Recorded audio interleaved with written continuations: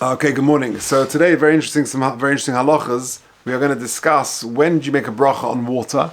It's always a bit confusing. You got to drink the tzomai.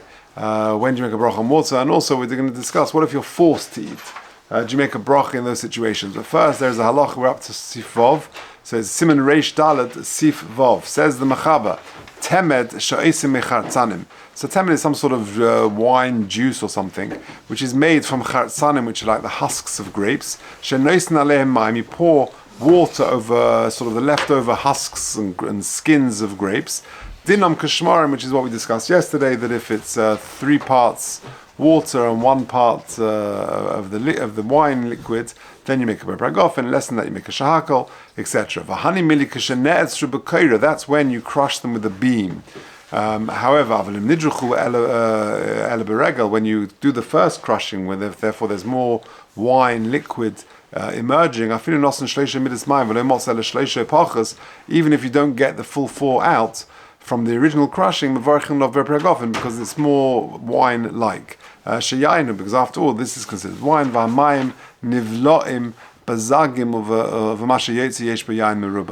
Because it's really sort of contained within the grape skins and the husks and there is a lot of wine in there. Okay, so let's just do the Mishnah Berurah on that, then we'll do the Ramah. After you squeeze the wine from the grapes, and you pour water on the husks, on the grape skins, to sort of try and absorb any wine that's contained within the husks. This is temet. But that's when you squeeze it with a beam. And that's all the moisture's come out and there's not much left in the husks. But if you press it with your feet, then that's the first pressing and more wine will emerge. And that you make, on that liquid you make brachos shedinim k'tzmukim, because it's got a din of raisin wine. So long as there's a taste and smell of wine, like we said previously, le'inyan yain shenis arev b'mayim. Okay, now says the Ramah, zagim shenosnu aleim te'enim. Now, if you've got this liquid, but you want to add some figs to give it a bit of strength, lechazik koyach hayayin, because otherwise it's very watery and you want to sort of strengthen it up. Afa pisha hazagin haroiv, even though the majority is zagin, mikol mokum kol koyach hate'enim b'mashke. It's really the te'enim that's giving it the koyach. Ve'ein levorich bar pragofen, and you don't therefore make a bar pragofen. Says the Mishnah Berurah, Lamed Zayin Zagim Rotzalem Sha'achas Shetzia Yaim and Anovim. After you take the wine from the anovim and nishar hazagim, and all you've got left is this zagim. V'noslem ta'enim eshaperes, and you put in some figs or other fruit, lechazik koyach hayayin hanisha bohem lohosif ba'ad mimusay. Then you don't make a ber pragofen because it's not considered wine anymore. Kol koyach hata'enim ta'enim bohem kol koycham, because what's given it its flavor and strength, it's the ta'enim shlenismatsu mikodim. And even though the zagim may be the majority of both, but at the end of the day, the moisture has gone from the husks of the grapes. Even if you put 3 parts water and you have 4 in total, i.e. 1 is going to be the liquid contained in the husks, because the real strength and flavor of this came from the figs and not from the grapes. To have a kashechar te'enim is considered like date beer, fig beer, or the Brachos shahakol. What bracha achrona you make is a bit unclear. To hatashpetz lo brirlon le svarzu kol kachom misfeika posag nevarch shahakol. To yetzi bezeh al kol dovar. V'al kein le'inyan bracha achrona yira lishtais revius yain gom. And therefore the best suggestion is drink a glass of wine, and that will exempt this as well. Okay, good. Now we're coming on to a very interesting halacha. You have a glass of water. Do you make a shahakal? It seems obvious to us you do, but it's not so clear, because the Machaba says in Zion, if you drink water to quench your thirst, mevarech shahakal, you make a bracha, but if you're drinking not because you're thirsty, for other reasons, we'll see soon, But for example, the Mechaber says, "Aval chanakte umtza," if you're choking, or not so much choking, but you've got a piece of umtza means a thick piece of meat which is lodged somewhere in your throat, and you're just you're sitting there and you're trying to get rid of this piece of meat, and you're drinking in order to dislodge this piece of meat. V'shasamayim lahave ha'umtza, and you're drinking water in order to dislodge this piece of meat. Eina mavarich lo lefonav lo le'achrov. You don't make a bracha on that. Okay. Says the Mishnah Berurah in Mem. Letzomah, a person drinks to quench his thirst. Nira, the lav dafka letzomah mamish. Lav dafka you're mamish thirsty. Ela bistoma kol shehachich ner me'hamayim. Whenever your palate, your throat is benefiting from the water, you make a bracha. Mistamu tzomik ktsas v'tzorich levracha. You would need to make a bracha. Dim einet tzomik klal, because if you're not thirsty at all, lo hayachich ner memenu, then your throat wouldn't benefit. So lav dafka you're mamish thirsty, but even if you're sort of partially thirsty or there's some sort of benefit, it's nice feeling that the cold liquid is going down your palate. If you look at 26, some very interesting halachas. You haven't got it. You got it. What about you're not thirsty right now, but you're drinking because later you won't be thirsty? So Kosav ha'eshel Avraham sheyitachin shetzarich levarich lechair, he says you do need to make a bracha shezel bichlal letzoma, that is considered you're drinking for thirst. Shari sibas hashtil k'dei shelo yitzamachkach, because the purpose of you drinking is that you won't be thirsty later on. Ach b'das Torah Kosav shemaskonos ha'eshel Avraham b'nesiva she'ein levarich ele kashu kvat tzoma. He says actually no. If you're drinking now so that I won't be thirsty later, that's not good enough. You only make a bracha if you're currently thirsty.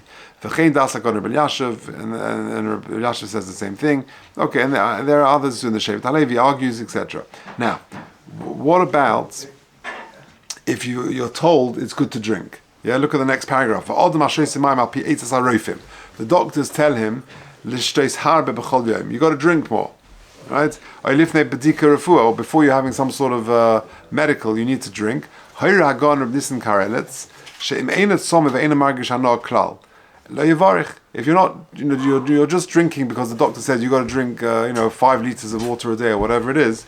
Then, if you're just doing it because of that and you're not getting any benefit, you're just following the doctor's orders. Lo yivarich. Shevet Halevi kosav she'af shelicher ina mevarich mikol makom lefi shekosav Mishnah Berurah sheyesh hanos hachech mistoma hu tzomik ktsas v'tzorich levarich. Ulagam b'zeh yochel levarich v'tzorich yin lemaisa. So it's a bit confusing. When do you make a bracha or not? If you're thirsty, for sure you make a bracha. If you're a bit thirsty or you're getting some sort of benefit, then yes. I remember my brother-in-law told me that he was in a shir from Rabbi in Liechtenstein. This is going back a long time. And Rabbi in Liechtenstein was giving a shir, and he had a glass of water there. And he was giving the shir. And only about halfway or 2/3 of the way into the shir, he said, "Oh, now I'm thirsty," and they made a bracha. Yeah, and that's probably a good eitzah to do. If you're not thirsty and only drinking because the doctor says, then the poskim seem to say that you don't need to make a bracha. But if there's any benefit, and certainly if you're thirsty, then you make a bracha. So the eitzah would be perhaps just to wait a moment until you are thirsty, and then you do it. Someone who's diabetic. So we'll see. Let's just finish Mishnah Berurah. There's a few more notes. So the Mishnah Berurah gives the example of chanakte umtza. But if you're just drinking in order to dislodge a piece of food that's caught in your throat, then v'shosamayim, then the Mechaber said you don't make a bracha. V'shosamayim membes dafka mayim she'en achech ner mehem ki im k'sheseis l'tzomei, because you only make a bracha on wine. A bracha on water if you are thirsty. If you've got a bit of meat that you want to just sort of dislodge, and you take out your single malt whiskey, to do the trick, or a glass of Coke or something like that, so then clearly you're benefiting from the liquid. Or you have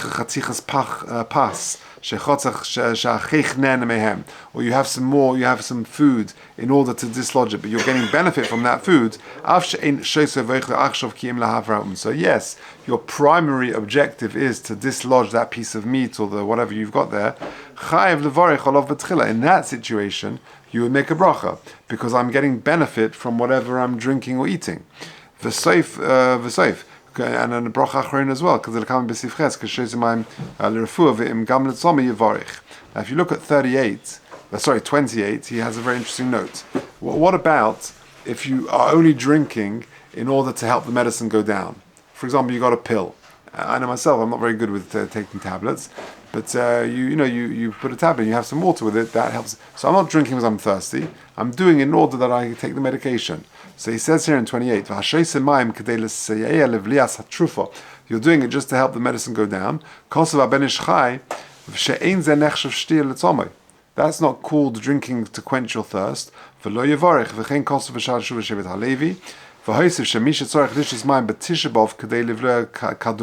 person needs to drink on Tisha B'Av in order to swallow a tablet. The purpose, the objective of you drinking is to just help the tablet go down. However, quoted in the Chashukei Chemed, is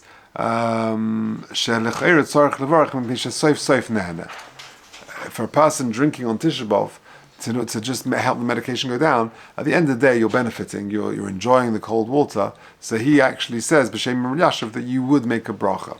Okay, there's more on this. Let's do the next halacha because more points will emerge. Ches. Any food or drink which a person eats or drinks for medical purposes, im taimam toiv, if they have a nice taste, and the throat, the palate, benefits from it, right? So, for example, you have a throat lozenge, a throat sweet. Strepsils, with the kosher brands, and you can have strawberry flavor or whatever it is. So that's a pleasant taste. So even though you're doing it because you've got a sore throat, you would make a brach on it. Yeah, that's exactly this halacha.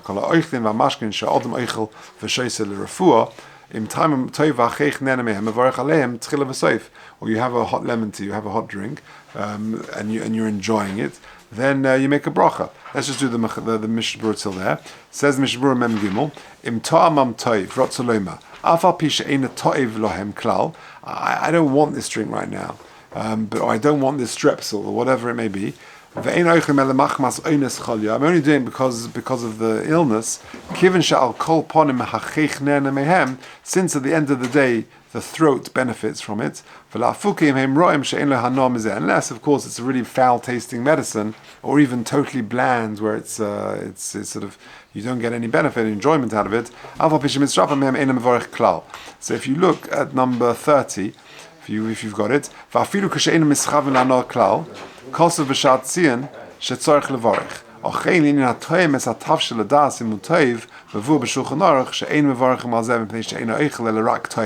if you're just tasting Erev Shabbos, today's Erev Shabbos, so you go home this afternoon and you do the honorable thing to taste the chulant, right? If you're doing it mamish just to taste, then you don't have it. If you've got a whole bowl there, and one spoon leads to another, and you've got a whole bowl, then of course you're getting benefit, and you would. But if your mom is just doing it to taste, if it's got enough pepper, salt, or whatever spices, then you don't make a bracha. Okay, carrying on the Ramah, im ansuhu le'echol. Very interesting halacha. If you are forced to eat or drink, alishlois, afal gav dachech nene mimenu, eina mevarich hayil v'nenes al kach. You don't make a bracha, right? Says the Mishnah Berurah. Afal gav dachech. We're going to do Sif in a second. There, you choose to eat. Let's say you're on a desert island, and there's only fish, lobsters, and crabs to eat. So there, in Tess, we'll see you do make a bracha. But here, if they force you to eat, you don't make a bracha. What's the difference? If I'm sort of grilling my crab on the desert island because that's all there is to eat, then I'm getting benefit. After even though it's a forced situation, the force is not the eating itself. It's the situation which is noinus. If someone is forcing you to eat, imagine a hostage situation. If you take the food yourself and eating, the situation is of course oinus, but I'm choosing to eat the foods, I make a bracha.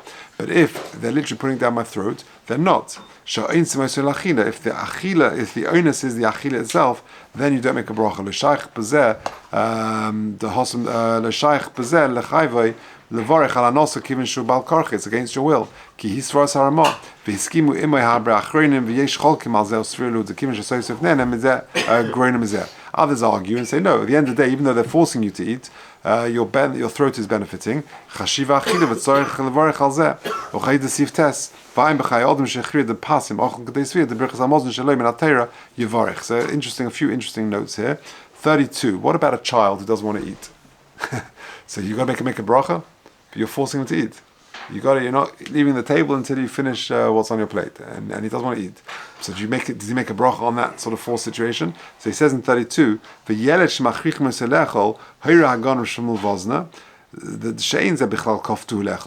it doesn't come under this halacha in ches that you're forcing him and he doesn't need to make a bracha. Why am I giving him supper? Because he probably is hungry, he's just being a kid. And therefore he's got to make a bracha. And he'll be full and satisfied. And therefore this child should make a bracha. And in 33, he says, what taka does on do in a situation where they're forcing you to eat? So, although the Mechaber says you don't make a bracha, and then he brings out the shittas that maybe you do, the Mishnah Berurah brings that, he says, "Ulemaisa kosava kafachaim a good eitza keshakim shenechel ku apaiskim bedavar yeshol isratzes b'daitza b'achila hi v'az yochel levarech ledas kulam." If they're forcing you to eat, just have in your mind that I'm going to get some hana from this. This is going to sustain me, and therefore that way you can make a bracha. Let's just see what he says in test. This is the contrast. But if I choose to eat something which is treif, because of there's a sakana, because I've got nothing else to eat or whatever, you make a bracha at the beginning and the end. Says the Mishnah Berurah, the doctor says you've got to eat this, that's the only thing available. Then you make a bracha beginning and end. And certainly you're eating kosher things, but just in a time when you can't. You make a bracha on that. You make a yalav yove according to some. You put it in yalav yove. Mevarich olav the kiven sakantu you hetera kachel. And you're eating heta things. Va'adarabba on the contrary, mitzvah kavod lehatzal nafshay. You're being strict on shmartim meidus nafshay seichem. Ein ze bichlal shadvarim isad the kaimelon le'el b'simen kuf tzadivav she'en mevarichin olav. You make a bracha at the beginning and end. Even though ultimately you're only eating it because of your illness, since